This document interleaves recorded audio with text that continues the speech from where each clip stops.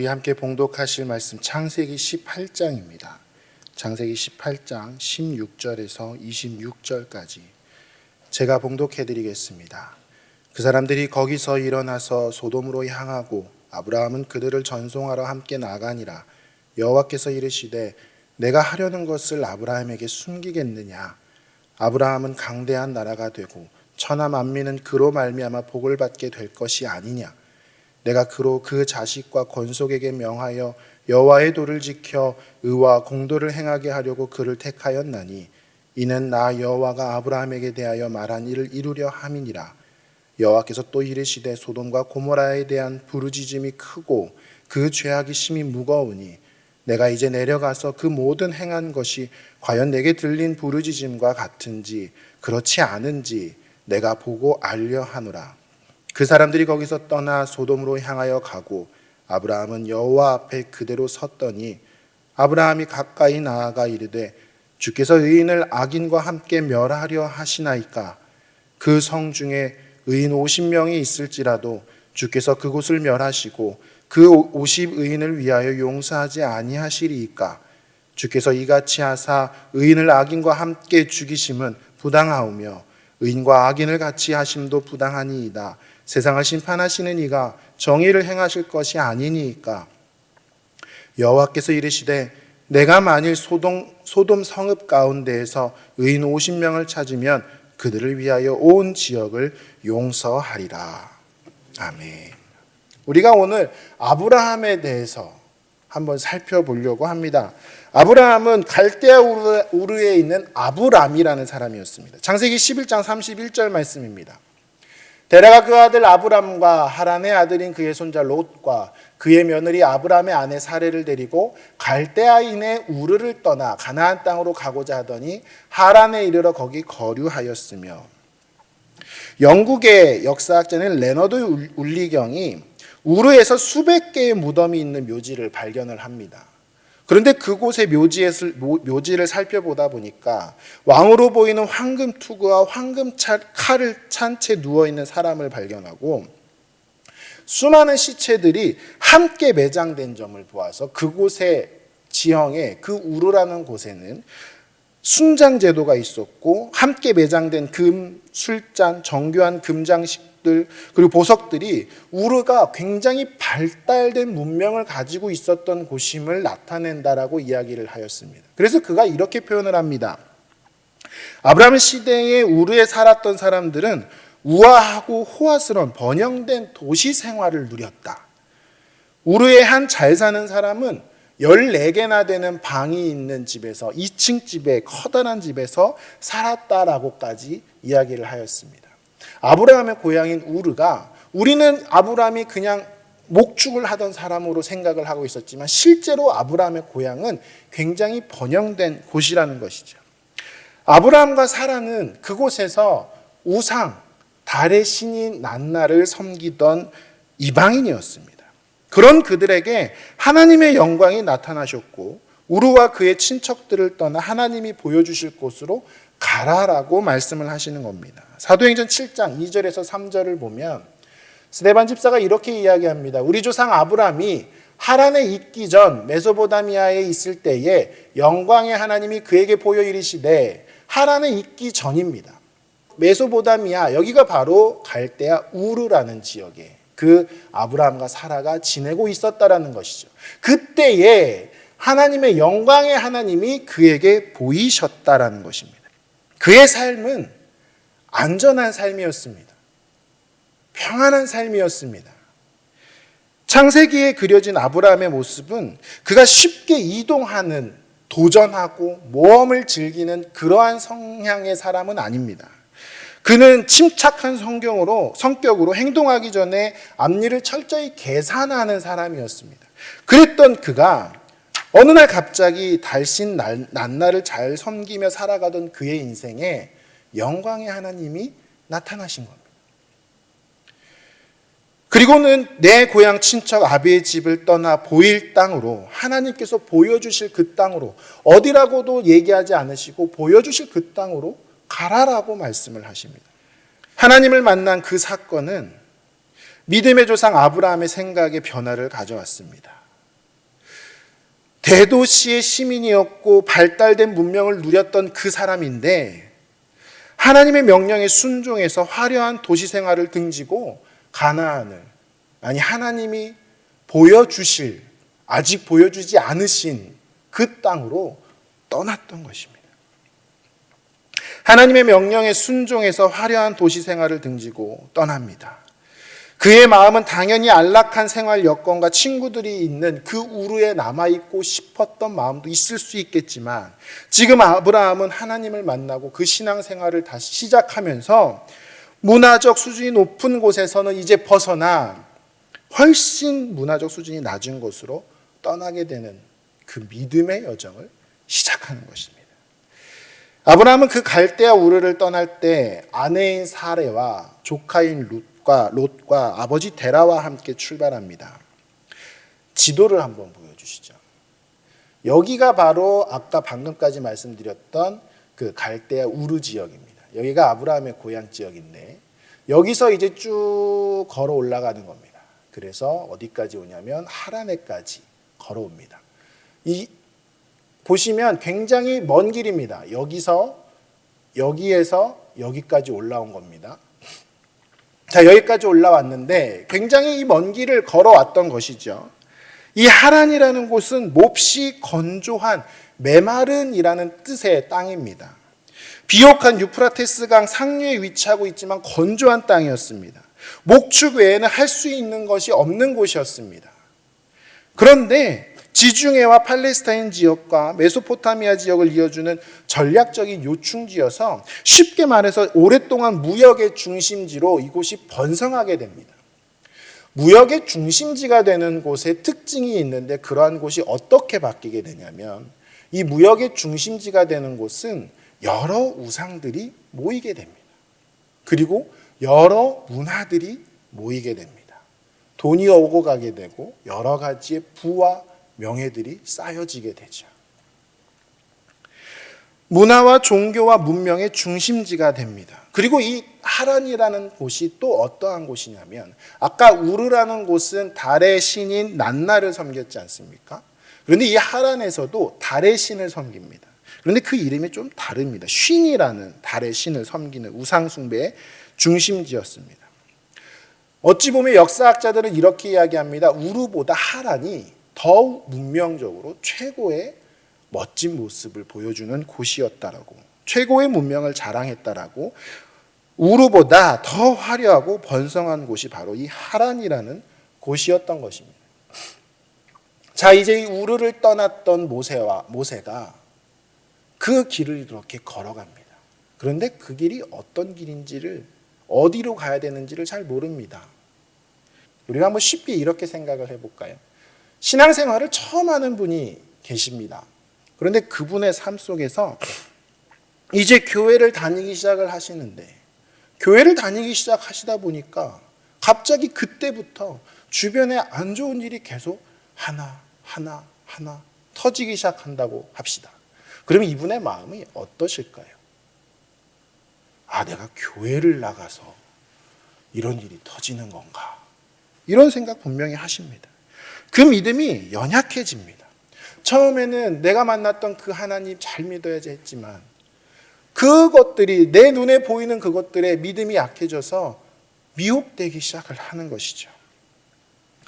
달의 신을 잘 섬기던 그에게 하나님이 나타나셨고 그 하나님을 믿게 되어 이제 신앙생활을 시작합니다. 그런데 조금씩 시간이 흐르다 보니까 이 우르라는 곳에서 하란이라는 곳에까지 갈 때까지 그 머나먼 길을 걸어가다 보니까 이 아브라함의 신앙이 조금씩 그 믿음이 조금씩 떨어지게 되는 거죠. 다시금 우르가 그리워지는 겁니다. 그러한 상황 속에서 도착한 곳이 바로 이 하란이었습니다. 아까 제가 하란에 대해서 설명을 드릴 때 뭐라고 말씀드렸습니까? 우르보다 더 발달된 곳이었습니다. 그리고 우르와 마찬가지로 달의 신을 섬기던 곳이 바로 이 하란입니다. 아브라함의 입장에서는 어떨까요? 자기 고향에 온 것과 같은 느낌이었을 것입니다.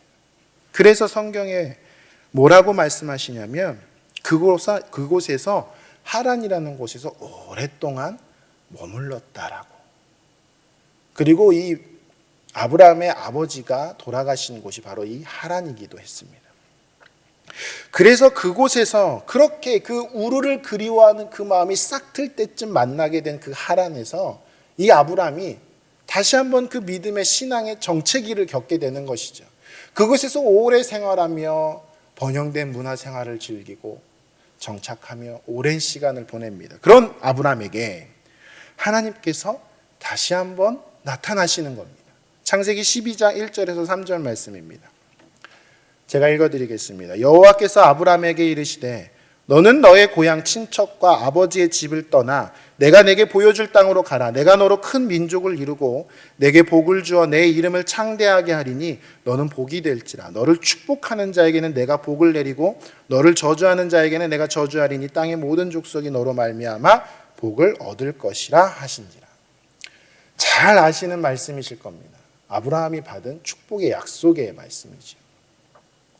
우리가 이 말씀을 아브라함의 고향 우르에서 받은 것으로 생각하겠지만 하나님의 이 명령은 이 갈대아 우르가 아니라 바로 이 하란에서 받은 말씀이었습니다. 다음 장 4절 말씀을 보면 아브라함이 하란을 떠날 때에 이 말씀을 받을 때가 어디에 있었냐면 하란에 있었던 것입니다. 하란에서 이 말씀을 받은 겁니다.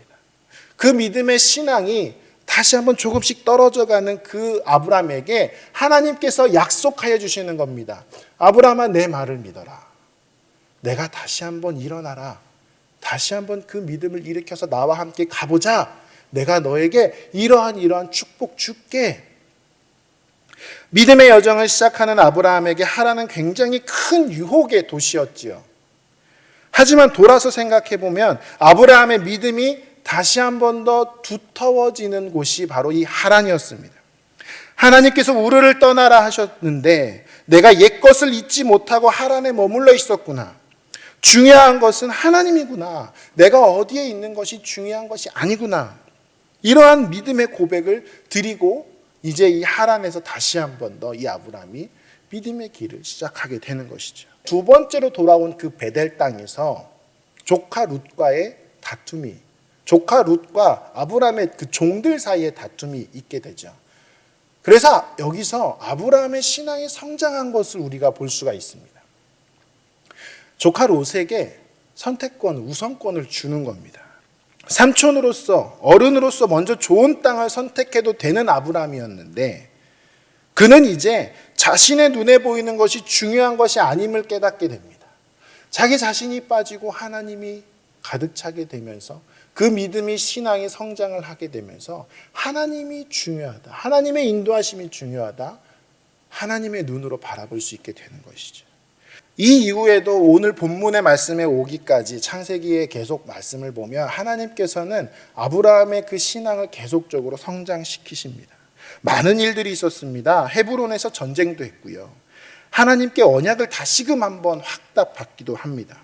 하갈을 통하여 이스마엘을 낳아서 그 사레와의 갈등도 있었고 이제는 아브람이 아니라 아브라함으로 열방의 아버지라는 이름으로 계명을 받기도 하고 할례도 행하게 됩니다. 그 하나님께서는 그 갈대아 우르에서 이방신을 섬기던 그 아브라함에게 영광의 하나님께서 나타나셔서 지금 오늘 이 본문 말씀까지 계속적으로 어떠한 일을 행하셨습니까? 그의 신앙이 성장하도록 그의 안에서 자기 자신이 빠지고 하나님이 찰 수 있도록 믿음의 그 성장을 일으켜 가셨습니다. 이제 오늘 본문 말씀입니다. 이제 아브라함이 어느 정도의 신앙이 차 있는 그때에 오늘 본문 말씀을 보면 하나님께서 아브라함과 대화를 하시는 장면을 볼 수 있습니다. 그런데 이 사자와의 대화 속에서 아브라함과 사라가 자식을 낳을 것이라는 예언을 듣습니다. 그리고 이 사자가 이제는 떠나는 상황입니다. 하나님의 사자는 소돔으로 향하고 아브라함은 그들을 보내려고 이제 마중을 나가던 상황 가운데 그 순간 하나님이 이렇게 말씀하시는 겁니다. 17절 말씀입니다. 내가 하려는 것을 아브라함에게 숨기겠느냐. 갑자기 아브라함이 질문한 것이 아닙니다. 하나님 소돔에 왜 가십니까? 질문한 것도 아닙니다. 갑자기 하나님께서 그래 아브라함아, 이제 내가 너한테 해줄 말을 다 했으니까 나 이제 다음으로 내가 해야 될 일 하러 갈게. 그래 고맙다, 마중 나와줘서 고마워 하면서 나 걸어가고 있는데 갑자기 내가 하려는 것을 내가 아브라함에게 숨기겠느냐. 하나님께서 이 주제를 갑자기 꺼내신 겁니다. 떠보려는 듯한 느낌이 들게 하지만 아브라함을 높여주시면서 말씀하십니다. 내가 하려는 이 일을 아브라함에게 숨길 수 없지. 그러면서 말씀하시는 것이 무엇이냐면 소돔을 멸망시키실 거라는 겁니다. 사람들이 소돔과 고모라에 대해서 부르짖음이 크고 죄악이 심히 무겁다고 하는데 내가 가서 확인해 보려고 한다. 내가 지금 그래서 가는 거야. 이렇게 말씀하십니다. 하나님이 왜 이 말씀을 하셨을까? 아브라함에게는 분명히 나타나신 그 목적을 이루셨습니다. 네가 사례를 통하여 아들을 낳게 될 거야. 그거 믿음 가지고 계속 지켜나가라. 분명하게 네가 자식을 낳게 될 거다. 그런데 하나님께서 갑자기 이 말씀을 하시는 겁니다. 왜 하나님이 이 말씀을 하셨느냐는 이 말씀을 들은 아브라함의 반응을 보면 알 수가 있습니다. 하나님의 사자들은 소돔으로 떠났습니다. 그런데 아브라함은 어떻게 반응합니까? 그 자리에 남아서 여호와 앞에 그대로 섰다라고 이야기를 합니다. 오늘 본문 말씀은 26절까지는 50명까지만 하나님께 구하는 아브라함의 모습을 보지만 우리가 잘 알고 있다듯이 하나님 앞에 아브라함은 이렇게 구합니다. 만약 의인이 있다면 악인과 함께 죽이시겠습니까? 그곳에 50명, 45명, 40명, 30명, 20명, 10명 이렇게 줄여가면서 하나님께 소돔을 위해서 중보기도를 하는 아브라함의 모습을 볼 수가 있습니다. 그러면 자꾸 인원을 줄이는 그 아브라함의 기도에 대해서 하나님이 짜증이 나실 법도 합니다. 야, 내가 50명에서 허락해 줬잖아. 그래 45명 허락해 줄게. 근데 계속 줄여나가는 겁니다. 짜증내지 않고 하나님께서 말씀하십니다. 그래 내가 확인해서 의인이 50명이 있으면 45명이 있으면 40명이 있으면 30명이 있으면 20명이 있으면 10명이 있으면 내가 멸하지 않을게 라며 아브라함의 요청에 오히려 하나님께서는 기쁜 마음으로 응답해 주신다는 것입니다. 꼭 아브라함에게 이 기도를 듣고 싶으셨던 것처럼 말입니다. 하나님에게는 모두가 소중한 피조물이고 구원받았으면 하는 사람들입니다. 그렇기 때문에 그들 모두가 죽는다는 것은 하나님께서 좋아하실 일이 아니십니다. 요나가 니느웨에 멸망할 것이다라고 전하였을 때 그들이 베옷으로 갈아입고 3일 동안 금식하며 기도하는 모습을 보시고 회개하니 하나님께서 어떻게 하셨습니까? 멸망하실 것을 취하지 않으셨습니까? 하나님께서는 아브라함에게 이 기도가 듣고 싶으셨던 것입니다. 내가 지금 소돔 땅을 멸망하려 갈 거야. 직설적으로 해석하면 이것입니다. 내가 지금 소돔과 고모라를 멸하러 갈 건데 아브라함아 그들을 위해 중보해 줄 수 있겠느냐? 하나님은 이 기도를 받고 싶으셨던 것입니다. 그래서 아브라함이 기도하는 것에 대해서 알았어 내가 확인해 볼게. 그렇게 할게. 그래 50명, 45명, 그래 30명, 그래 10명이어도 내가 멸하지 않을게. 그렇게 응답해 주시고 계셨던 것입니다. 하나님께서는 믿지 않는 아브라함에게 믿음을 허락하셨습니다. 달의 신을 믿던 그의 가정에 하나님께서는 믿음을 허락하셨고 그리고는 그 믿음을 계속적으로 자라게 하셔서 삶 속에서 역사하여 주셨습니다. 그리고 이제는 그 믿음을 사용하십니다. 자신의 소중한 사람들을 위하여 중보기도 하는 데에 아브라함을 사용하셨다라는 것입니다. 이것이 바로 하나님의 숨은 뜻이었습니다. 창세기 18장 18절 말씀입니다. 아브라함은 강대한 나라가 되고 천하 만민은 그로 말미암아 복을 받게 될 것이 아니냐. 하나님께서 아브라함을 선택하신 이유는 아브라함 한 사람만을 위한 것이 아니었습니다. 아브라함을 통해서 모든 민족이 하나님을 알게 하려는 그 계획을 가지고 계셨습니다. 모든 민족의 모든 나라의 복인 아브라함은 죄악의 도성에 사는 의인을 위해 하나님께 간구하였던 것이죠. 아브라함처럼 하나님께서는 우리도 이끌어 주시고 인도하여 주시고 우리의 신앙도 성장시켜 주시고 계신 줄 믿습니다. 믿으십니까? 아멘. 우리의 믿음을, 신앙을 그 안에서 우리라는, 나 자신이라는 나라는 것을 빼는 그 이유가 무엇이겠습니까? 하나님의 숨은 뜻이, 오늘 본문 말씀을 통해 우리가 깨닫게 되는 하나님의 숨은 뜻이 무엇이겠습니까? 우리가 기도할 때에 하나님께서 우리에게 받고 싶으신 기도가 있으시다라는 겁니다. 제가 오늘 인터넷을 좀 뒤지며 인터넷 기사 한 2개 정도를 가져와 봤습니다. 한번 보여주실까요? 이 첫 번째 기사는 광주에 있었던, 며칠 전에 일어났던 그 공사의 외벽이 무너지면서 지금 실종자를 찾고 있는 기사입니다. 해외로 한번 나가볼까요? 다음 장입니다. 예. 러시아와 그 우크라이나의 그 전쟁에 그 발발하려고 하는 그러한 상황 속에서 그에 관련된 기사입니다. 이것뿐만이 아니고 강남의 한 클럽에서는 어떠한 여인이 잠깐 졸은 사이에 귀가 잘리는 사건도 있었다고 합니다. 오늘 하루 동안에 여러 가지의 사건들이 나옵니다. 이게 우리가 쉽게 핸드폰을 보기만 해도 쉽게 접할 수 있는 사건들입니다. 뉴스에도 나옵니다. 인터넷 조금만 봐도 알 수 있고 TV를 조금만 보고 있어도 쉽게 접할 수 있는 소식들입니다.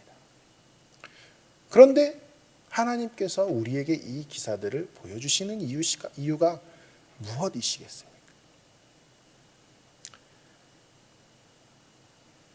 그냥 보고 이런 일이 벌어졌구나. 아, 그렇구나. 저쪽 나라에 전쟁이 벌어지려고 하고 있구나. 아, 건축하다 무너졌구나. 어떡하나.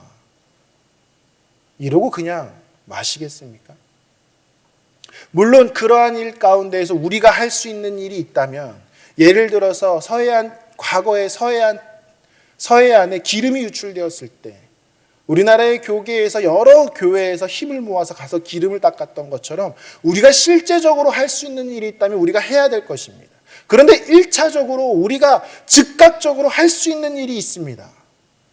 그것이 바로 하나님께서 우리에게 이러한 기사들을 보게 하시고 우리가 살아가면서 우리의 삶 속에서 여러 가지 그 일들을 깨닫게 하시는, 보여주시는 그 이유입니다. 그 숨은 뜻이 무엇이겠습니까? 우리 보러 기도하게 하시려는 겁니다.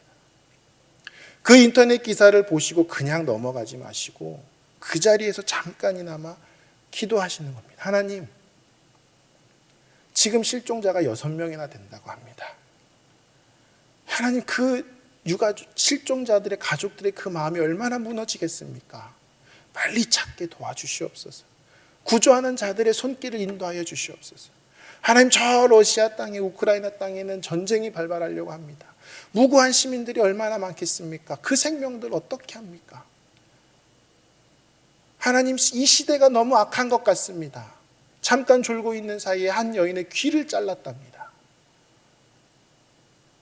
그냥 보고 넘길 것이 아니라 하나님 앞에 이 세대를 위해서, 이 나라를 위해서, 이 온 열방을 위해서 우리가 기도해야 할 것입니다.